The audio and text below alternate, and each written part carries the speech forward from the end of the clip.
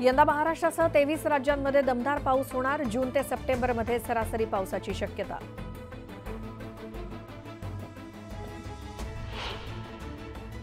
नवी मुंबईत उन्हाचा पारा वाढल्यानं बाईक्सवार हैराण। दुपारी सिग्नल बंद ठेवण्याची मागणी।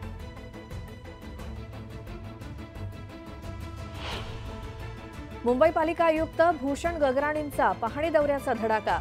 पाणी साचणारे सखल भाग, पवई तलाव आणि वॉर्ड ऑफिसला दिली भेट।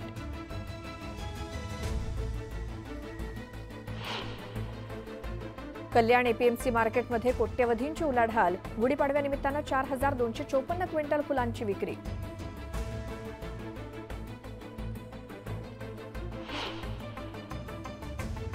नवी मुंबई एपीएमसीत पाडव्याच्या दिवशी तब्बल 9730 पेट्या आंब्यांची आवक। 70% आंबे कोकणातून दाखल।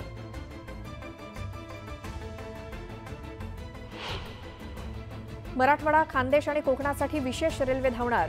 उन्हाळी सुट्ट्यांमुळे प्रवाशांची वाढती संख्या पाहता निर्णय।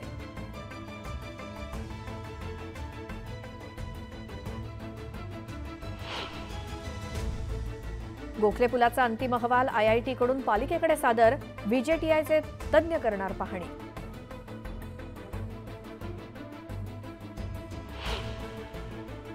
ठाण्यातील 2500हून अधिक कुटुंबियांचा पाडव्याच्या मुहूर्तावरती नव्या घरात प्रवेश। रिअल इस्टेटच्या व्यवसायात दिवसभरात 2500 कोटींची उलाढाल।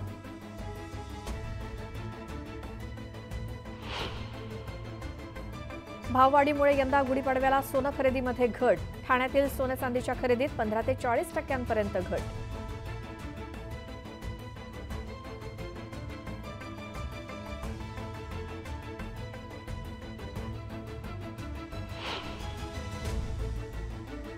आणि यावेळेला राजकीय वर्तुळातून एक मोठी बातमी येते, ती पाहूयात थेट। शरद पवार पक्षाची तिसरी यादी जाहीर झाली आणि साताऱ्यातून शशिकांत शिंदे यांना उमेदवारी देण्यात आली आहे, तर रावेरमधून श्रीराम पाटील यांना उमेदवारी मिळाली आहे। माढ्याचा उमेदवार जाहीर होणं मात्र अजूनही बाकी आहे। राष्ट्रवादी काँग्रेस शरदचंद्र पवार पक्षाची तिसरी उमेदवारांची यादी जाहीर झाली असून साताऱ्यामधून शशिकांत शिंदे यांना उमेदवारी दिली गेली आहे, तर रावेरमधून श्रीराम पाटील यांना उमेदवारी दिली गेली असून माढ्याचा उमेदवार मात्र जाहीर होणं अद्यापही बाकी आहे। शरदचंद्र पवार राष्ट्रवादी पक्षाला 10 जागा मिळालेल्या आहेत संपूर्ण महाराष्ट्रातून आणि कालच महाविकास आघाडीची पत्रकार परिषद झाली, त्यातून ही घोषणा करण्यात आली। मात्र त्यातील आपली तिसरी यादी शरदचंद्र पवार पक्षाची जाहीर झाली आहे। त्यामध्ये काही नावं समोर आली आहेत, त्या संदर्भात अधिक बोलूयात आमचे प्रतिनिधी प्रशांत लीला रामदास यांच्यासोबत। प्रशांत, सातारा आणि सोबत जर बघितलं रावेरच्या संदर्भात उमेदवारांची घोषणा राष्ट्रवादी काँग्रेस पक्ष शरदचंद्र पवारांनी केलेली आहे।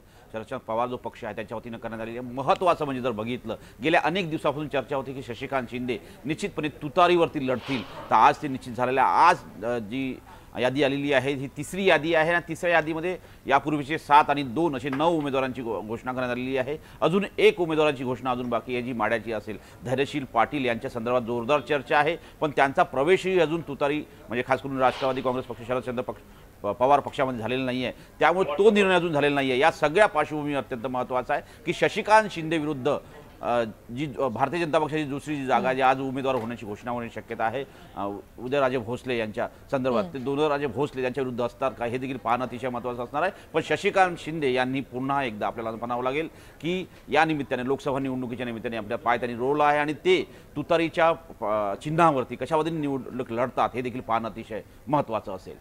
बरोबर आहे। आणि प्रशांत, कालच महाविकास आघाडीची पत्रकार परिषद झाली आणि यामध्ये शरदचंद्र पवार पक्षाला 10 जागा मिळणार असं सांगितलं गेलं, त्यामुळे या 10 जागांपैकी आता कोणकोणत्या जागा बाकी आहेत ज्यांच्या उमेदवारांची नावं घोषित व्हायची आणि किती आता झालेल्या आहेत?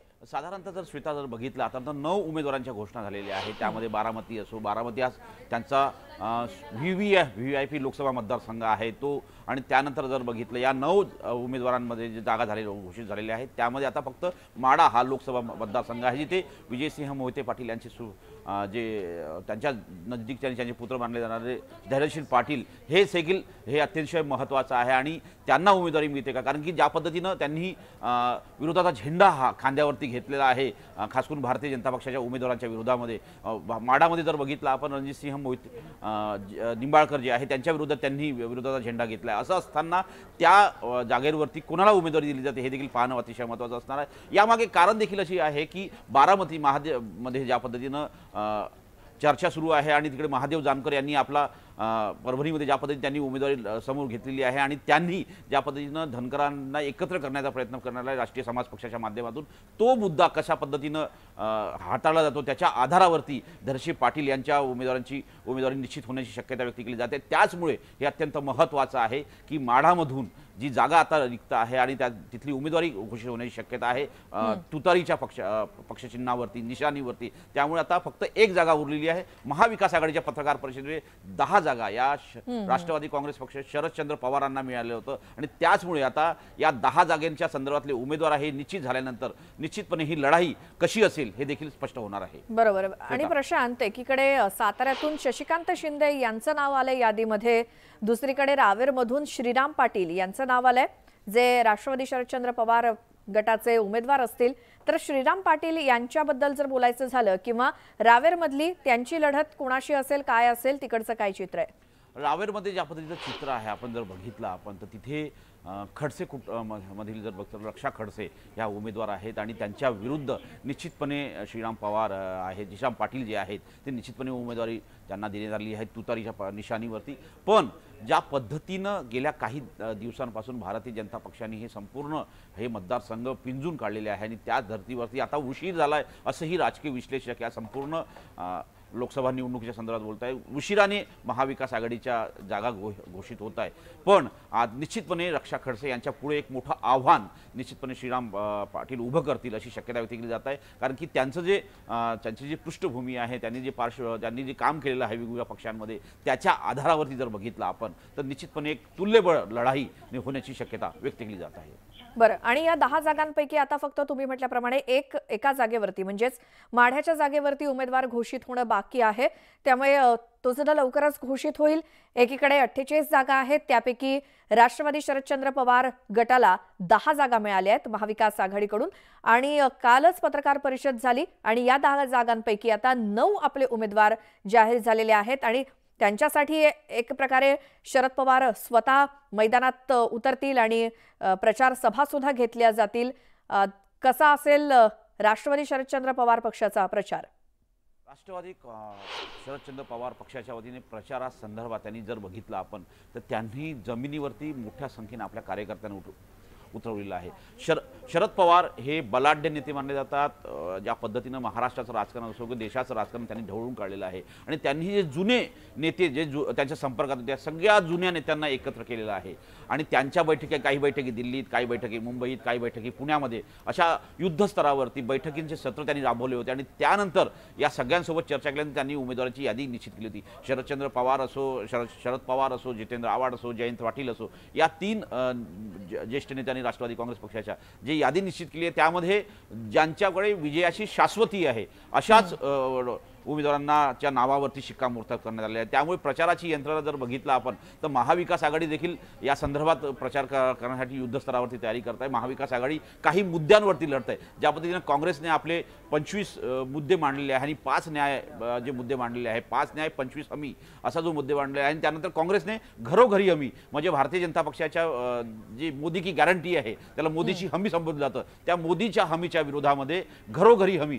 अशा प्रकारचं अभियान काँग्रेसच्या वतीने राबवण्यात आलं आहे. त्याच धर्तीवरती राष्ट्रवादी काँग्रेस पक्ष देखील त्याच प्रकारचं प्रचार अभियान राबवण्याची शक्यता व्यक्त केली जाते. एक कॉमन जाहीरनामा असेल का अशी चर्चा आहे, पण त्यावरती आता लवकरच निर्णय होईल अशी देखील शक्यता व्यक्त केली जात आहे. श्वेता. बिलकुल प्रशांत, या सगळ्या माहितीसाठी धन्यवाद. एकूण 10 जागांपैकी 9 जागांवरती आपले उमेदवार घोषित झालेत शरदचंद्र पवार राष्ट्रवादी पक्षाकडून आणि आता फक्त माढ्याचा उमेदवार जाहीर होणं बाकी आहे. आणि आता या